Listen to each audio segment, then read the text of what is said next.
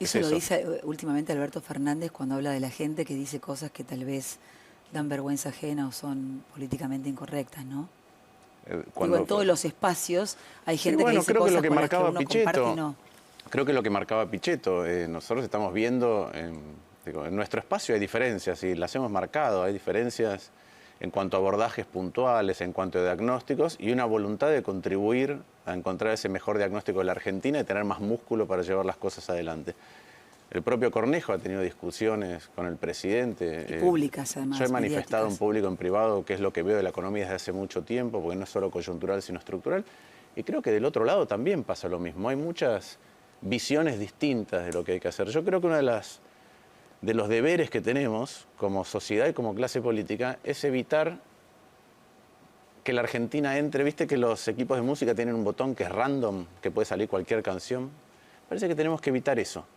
Entonces yo veo que cuando escucho esas distintas manifestaciones, voces en el frente de todos, digo, bueno, ahí todavía queda por ver cómo se van a abordar las restricciones que tiene la Argentina, los desafíos que tiene la Argentina, porque Alberto Fernández hace algunas críticas con respecto al pasado y pretende abordar el futuro de una manera, y hay otros de su espacio que piensan distinto. Esa es una aleatoriedad. Creo que cuando el sistema además está desbalanceado, también hay una aleatoriedad que puede terminar en cualquier lugar. Creo que ya hemos aprendido que no queremos abusos, que queremos un sistema que sea, como decía Malamud, puede ser bipolar, pero no tiene que estar tan tensionado y polarizado. No puede ser que la discusión pública sea un combate, porque no Por no conduce a decir un nada. conventillo, ¿no?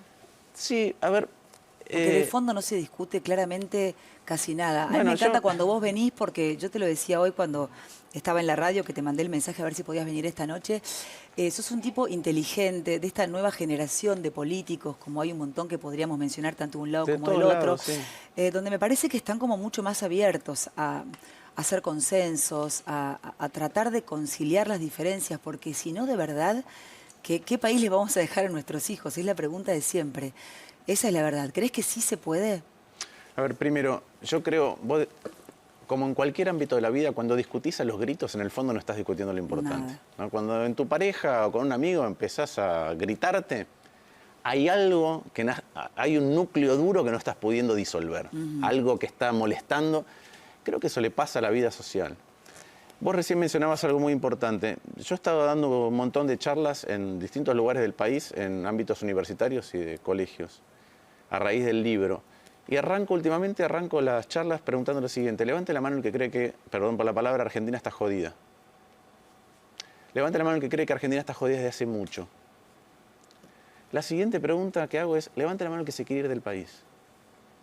El 80% de los chicos que tienen el mérito, pero también la suerte de poder ser universitarios de la universidad pública, se quieren ir del país. Se quieren ir, Y de no se verdad. quieren ir del país, no lo manifiestan por un plan de vida personal y tampoco lo manifiestan por la situación actual. Lo dicen porque creen que Argentina no tiene futuro, que hace mucho tiempo que vienen escuchando los mismos problemas y que le han perdido confianza. Nos han perdido confianza a la clase dirigente de que lo podemos resolver. Y yo creo que si hay una manera que seguro no va a resolver los problemas, es gritándonos, en lugar de tratar de diagnosticar qué es lo que pasa desde hace mucho. ¿Qué quiere decir desde hace mucho? Argentina creció en el último medio siglo menos que la mitad del mundo. Estamos tardando más o menos 120 años en duplicar el ingreso por habitante, el mundo tarda 45. En los 60 Argentina era el país de ingreso por habitante 18 del mundo. Hoy debemos estar 80, 85. Somos un país que sextuplicó la pobreza en los últimos 45 años, que duplicó la desigualdad, que tuvo, lo hablábamos con Guido en la nota que me hizo. Yo empecé a estudiar economía en el año 89 y puedo contar 2 hiperinflaciones, el default más grande de la historia, una gran depresión como la de Estados Unidos, 2 crisis financieras internacionales, devaluación y recesión en 2012, 2014, 2016, 2018, 2019. Esta es la segunda vez en medio siglo que Argentina va a entrar en un ciclo, o está en un ciclo, mejor dicho, en donde el ingreso por habitante no crece. El anterior fue del 74 al 90. Del año 74 al 90, el ingreso por habitante de la Argentina no creció. Y ahora, el año que viene, vamos a tener el ingreso por habitante de 2006-2007. Son 13 años. 13 más 16, 29 años de 45 encerrados en 2 ciclos donde el ingreso por habitante no crece. Es decir, donde Argentina no se desarrolla, donde no genera prosperidad.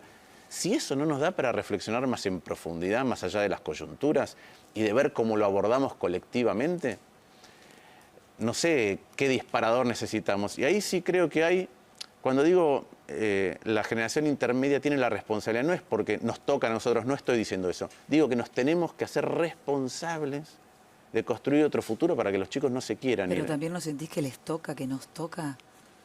Mira, yo creo que la Europa de posguerra la recrearon los viejos europeos, ¿no? Los jóvenes, los líderes. Yo soy muy ¿Quiénes respetuoso. serían acá los viejos líderes que podrían ayudar a reconstruir?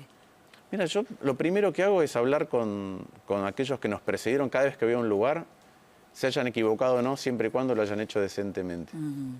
Porque si no aprendemos de los errores del pasado, no vamos a aprender. Y muchas veces encuentro exministros, exgobernadores que te dicen, nosotros nos equivocamos en esto. Y a veces ven que el mismo error se está cometiendo de manera más grave. De todos los partidos, ¿eh? Y sí creo que hay una generación nueva, ni siquiera nueva, porque en otros países, no sé, Trudeau tiene menos años que, o tiene la misma edad que yo, o puede ser lo mismo con Renzi o con Macron, o Felipe González, cuando se hizo cargo de España, Obama, Clinton. No tenían 70, tenían 45, 50. ¿Y por qué acá no se está pudiendo? Porque hay un momento en donde, déjame ir un poco más para atrás, si yo te digo, decime 10 empresas en la Argentina que en los últimos 40 o 50 años les haya ido bien, hayan creado valor agregado, puestos de trabajo, que no hayan hecho negocios con el Estado. Entonces, ¿qué es lo que pasa? Hay un momento en donde estamos todos, yo digo, rapiñando el Estado a distinto nivel. La teta del Estado, todos sí, tomando de la misma teta. Los que están más cerca y son más fuertes, como aves de rapiña, se quedan con la parte más gruesa.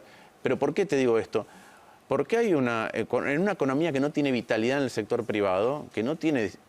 El que está en la política normalmente dice, bueno, me quedo acá, me quedo acá. Y tampoco se genera renovación. No es que hizo una contribución a la vida pública y se va y tiene la sabiduría para contribuir desde otro lugar. Ahora, pero ¿esto qué pasa? ¿Es a propósito? Porque digo, lo estás diciendo vos, lo dice un montón de gente que viene acá, lo dicen en conferencias y después no lo pueden llevar a la práctica. Porque yo creo que llevarlo a la práctica implica lo siguiente.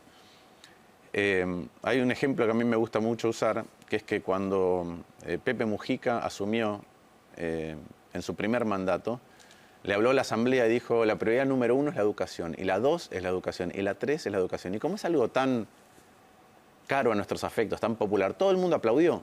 Y cuando terminaron de aplaudir, dijo, bueno, ahora tenemos que decir qué cosas no son prioridad. ¿Cuántos no vamos a decir para poder decirle gran sí a la educación? Bueno, la política no quiere discutir los no. Nunca. El gobierno de Macri, el gobierno de Cristina, digo, la prioridad claramente no fue la educación. ¿Cuál fue la prioridad de cada gobierno? Del de Cristina y del de Macri. Es una buena pregunta, la verdad. Yo creo que Cristina tuvo caras muy distintas a lo largo del tiempo, ¿no? Empezó proponiendo construir una sociedad socialdemócrata, parecía Alemania, y terminó con un montón de restricciones de distinto tipo y, en mi opinión, abusos de poder o de modos que no comparto. Para construir una sociedad como la alemana, vos tenés que empezar a caminar en un sentido de construir un Estado como el alemán. ¿No? Yo quiero un Estado grande. A mí me gusta, Ricardo Alfonsín dice algo que a mí me gusta mucho, que es que él dice, nosotros queremos una sociedad próspera y de iguales. Próspera y de iguales. Dice, y eso no se lo podemos pedir al mercado, porque el mercado, yo creo que ni siquiera solo puede generar prosperidad, pero mucho menos igualdad. No es una tarea del mercado, no es que le tenemos que decir... No se lo tenemos que pedir al mercado, se lo tenemos que pedir al Estado. El mercado es un gran lubricante, pero nosotros cuando vamos a países que les fue muy bien en los últimos años, desde el capitalismo occidental vienen los economistas y dicen, mirá cómo la economía de mercado genera prosperidad en China o en Singapur o en Corea o en Taiwán o en Vietnam o en Irlanda. Eso no lo hace el mercado. O en Dubái. Eso es el Estado que toma una decisión y no se pone en contra del mercado. Entonces yo en lo que discrepo mucho con el kirchnerismo es en que si vos, cuanto más quieras participación del Estado, cuanto más Estado querés, más tenés que ocuparte de que funcione mejor que en otros países, porque tiene un peso más grande en la economía, y si la mitad de la economía funciona cada vez peor que en otros países, te empezás a retrasar con respecto al resto del mundo. Nosotros pensamos que lo que compiten son las empresas, pero aún en el mundo de hoy, no solamente directamente, sino indirectamente en cada bien que producimos, está el Estado, que es la mitad del costo. Entonces la pregunta es, ¿tu Estado está dispuesto a competir con otros estados del mundo? Si es así, vas a generar prosperidad. Esa es la historia de la Argentina hasta la década del 60. Un Estado que era mucho mejor que el de otros países. Ahora ya no es así. Es grande, pero es fofo. Qué feo. Pero es cierto. Qué fea imagen. Es grande, pero no tiene músculo, no es capaz. Sí, no tiene fuerza. No tiene capacidad de transformarte la vida, tiene capacidad de generar intranquilidad en tu vida. Y creo además que es otro mea culpa colectivo que hay que hacer. Y por eso apelo al diálogo más... No, me debes la de Macri. Sí, ahora voy. Apelo al diálogo más transversal, que es que la historia de Argentina es que cada vez el Estado tiene más plata, lo cual a mí no me molesta si la usa bien, al revés que los que están libertarios, que dicen, quiero un Estado mínimo. No, yo no quiero un Estado mínimo, quiero transformar la sociedad. Pero nunca alcanza. Y no solamente tenés déficit, sino que tarde o temprano el Estado te mete de una manera atípica la mano en el bolsillo. ¿Qué es atípica? Atípica para otros países. Un día te genera inflación altísima, otro día te devalúa, otro día hace un corralito, otro día hace un cepo, otro día hace un default.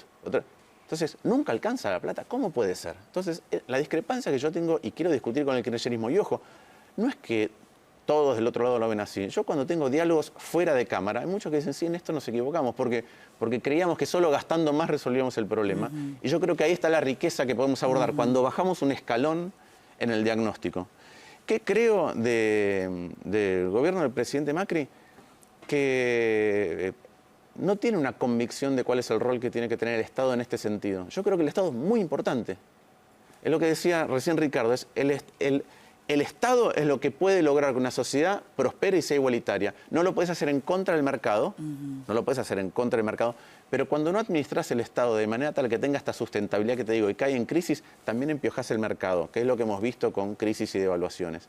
Y obviamente la historia de las devaluaciones, las recesiones, las crisis, es la triste historia de la degradación social de la Argentina. Si vos mirás, cada salto en la pobreza y la desigualdad es coincidente con una crisis del tipo que quieras en la Argentina. ¿Por qué?